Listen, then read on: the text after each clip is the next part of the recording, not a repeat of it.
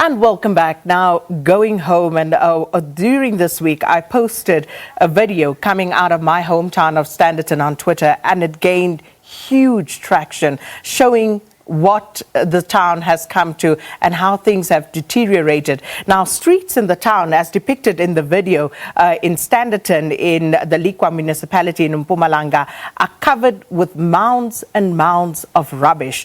And several residents say that there's been a complete breakdown in service delivery in the Lekwa municipality, and that we also had some of the municipal workers, especially the garbage collectors, going on strike. And we invited the Lekwa municipality to speak to us this morning, but they've not as yet responded to our request.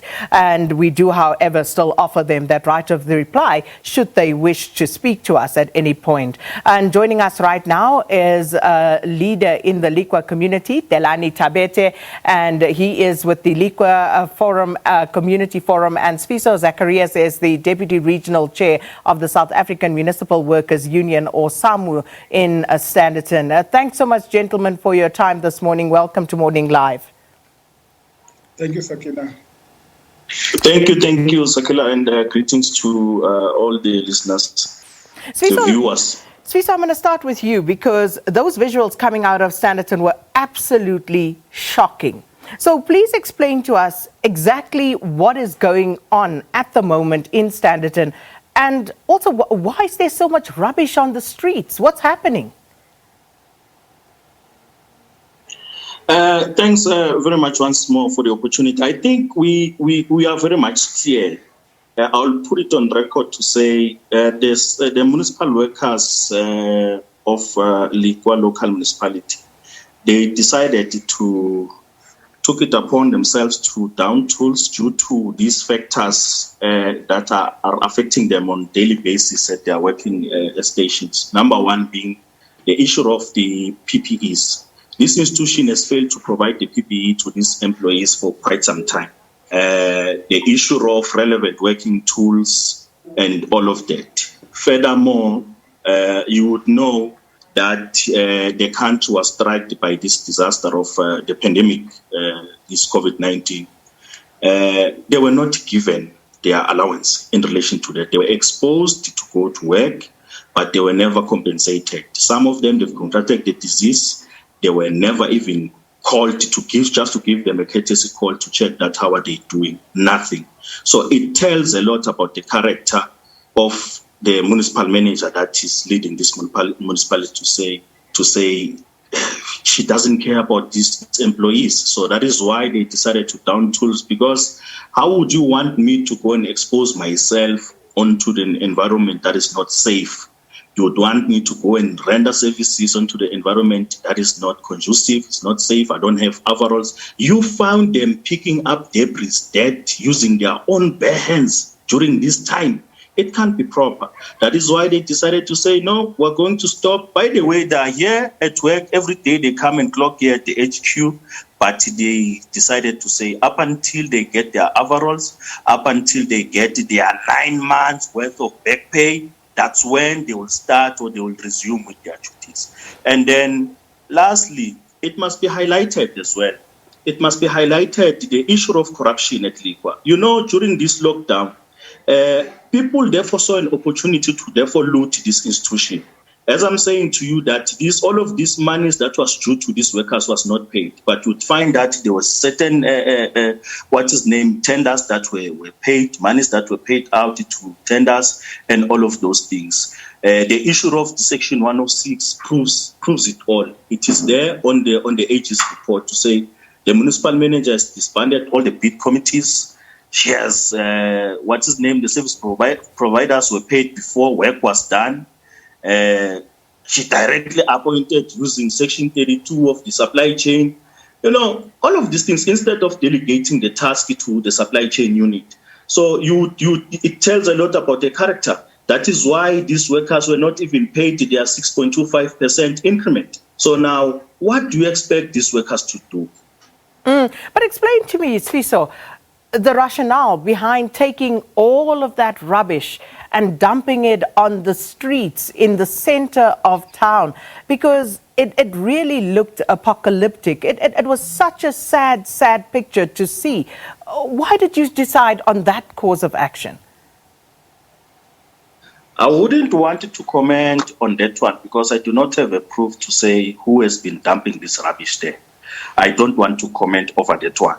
But it is true to say that the rubbish has been there, and we've seen it ourselves as well because we've been there, but we do not know who has done it. You would notice to say, or I would want to highlight the part that says all of these debris or these elements, they will happen overnight. When we get back to work in the morning, we'll find all of these things. But it's just unfortunate that at the end of the day, one will come here and want to ask about the debris. What about the lives of these workers that we was exposed to this pandemic, and after that, no one ever thought to say, maybe let me give them even a courtesy call to check on them. Let me give them their safety PPE so that they'll be able to render the services into the community. Now we're going to speak about the very same debris that is these workers that is actually that they're the ones that they must pick them up. So it's a bit tricky to respond to that one. But on the issue of the debris, I'm very much clear. We do not know. It's not my members. It happened by overnight.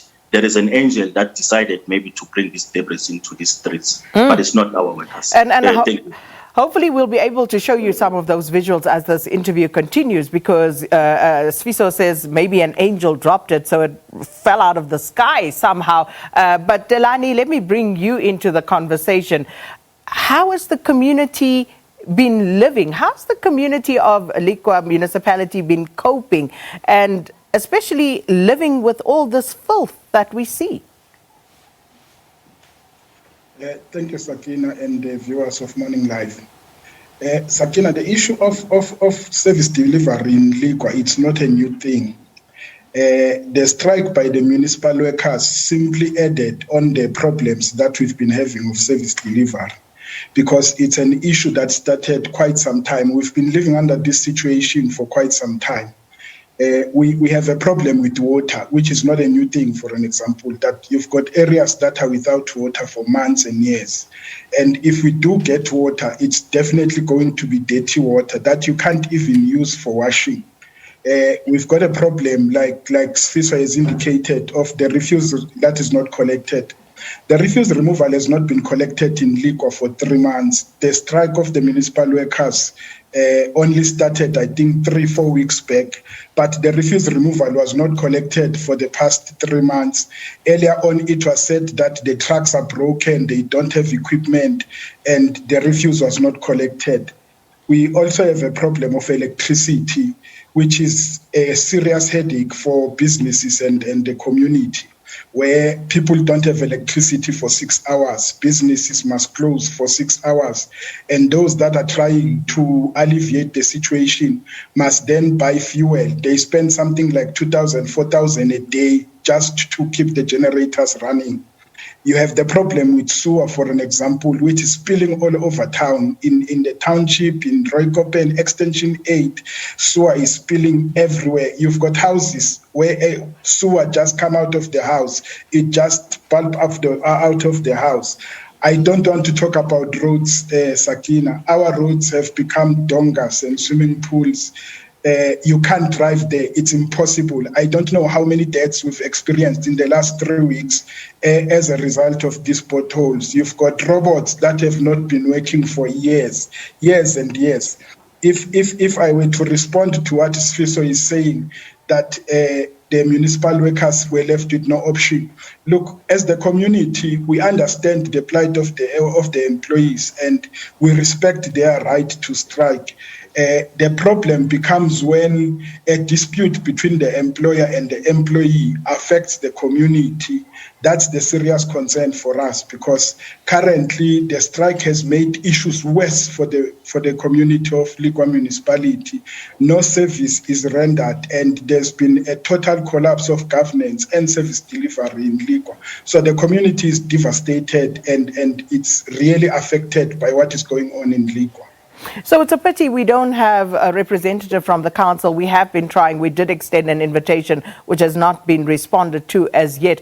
But Delani, you are a former mayor of the Lekwa municipality.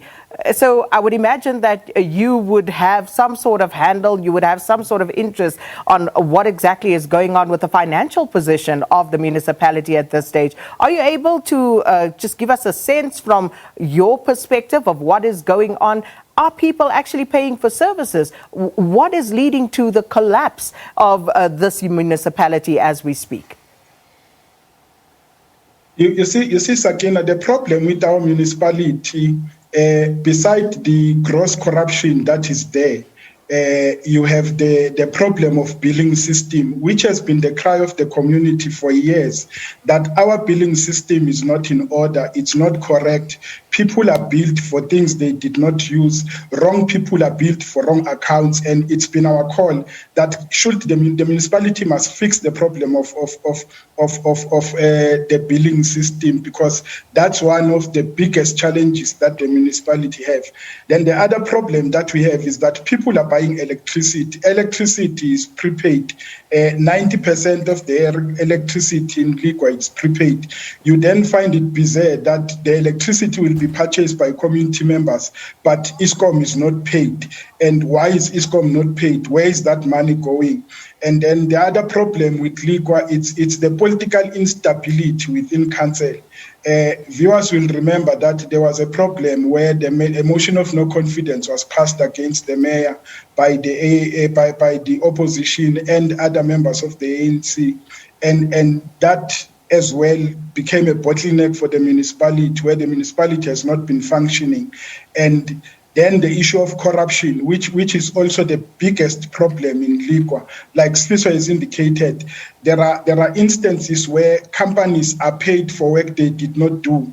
I'll make an example of a company that was appointed to revamp or repair the sewer problem in Rooikompen, which was paid 83 million. That company did not do anything. Another one was paid 33 million. They still did not do anything. We have one company that is currently on site, which we hope and pray that it will do its work and they will be paid for what they've done. So it's whole lot of issues that are compounding Lekwa, and it's very difficult to pinpoint one issue and say this is what is happening.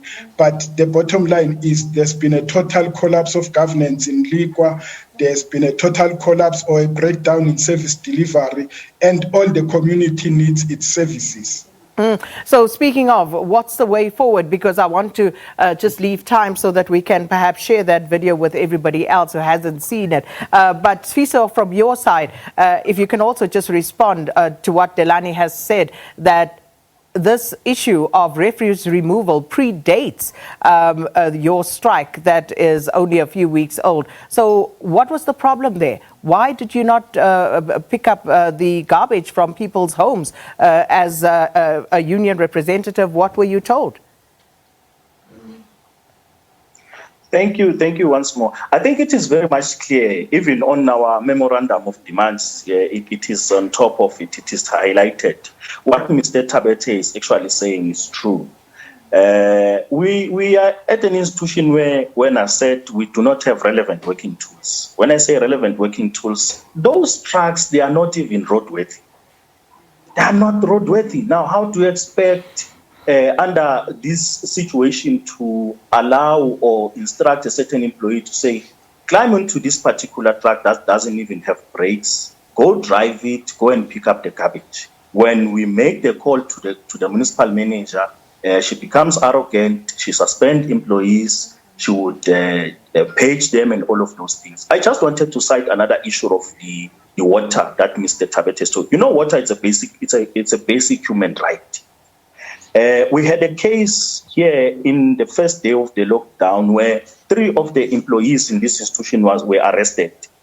Reason what? That the municipal manager wanted to actually instructed them to carry on pumping and supplying raw water to the communities. And then this employee said, no, but that can't be correct. We can't supply or raw water with waterborne diseases to our communities, we're going to kill the community.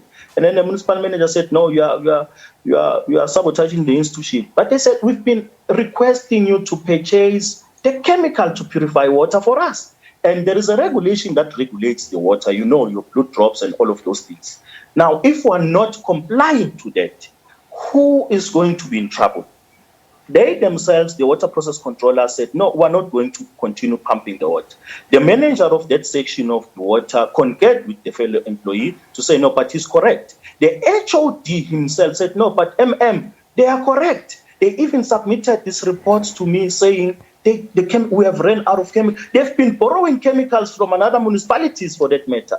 And today, we're going to sit here in this meeting and people say, no, these employees, they are mad. They are crazy by going to the streets and trying to reveal this level of corruption. The corruption in this institution is very rife.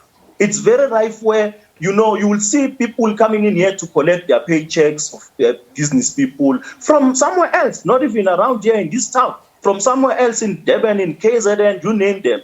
And we need to keep quiet. We can't keep quiet. What is due to us, give what is due to us, and continue with your corruption. But I want to say this. I think I must emphasize this. I'm continuing to make a clarion call to the office of the president. The president wrote an open letter to us, the citizens of this country, to say we need to partner with him. We need to assist him in dealing with this issue of corruption. We are making a call to the leadership of the ANC. Now that's the solution. To the leadership of the ANC to say, bring your elite team, bring Hawks in this institution. There's an AG report that is very clear with the findings. They are very clear, but they don't want to implement. This institution, it should have been under administration long time ago as per the recommendations of COGTA.